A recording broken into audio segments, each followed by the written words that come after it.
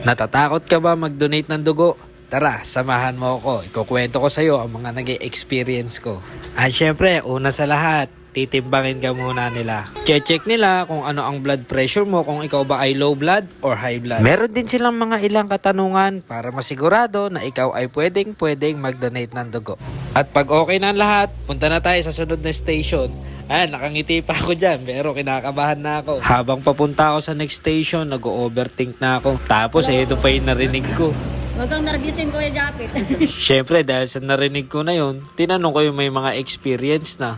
Kung masakit ba, anong pakiramdam, nakakahilo ba, yun yung mga tanong ko. At iniisip ko kung saan nga pa sila kukuha ng dugo, kung sa kaliwa o sa kanan. At eto na nga guys, pinaupo na tayo dito. Eto, malapit na nga pala tayo makuhanan ng dugo. At talagang nililibang ko yung sarili ko dito para hindi nervous eh. I'm scared. Oh no, that's a needle.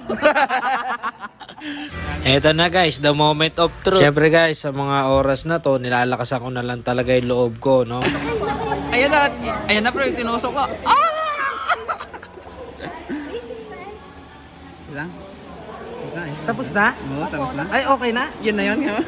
Ma'am, yun na yan. Antay na lang. Ay, di na ako scared sa needle.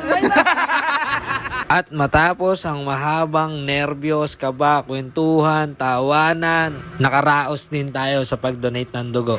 Masakit ba mag-donate ng dugo? Nakakahilo ba mag-donate ng dugo? Ang sagot ay hindi. Basta meron ka sapat na tulog at sapat na kain, kayang-kaya mo lang yan. Basta lakasan mo lang ang loob mo.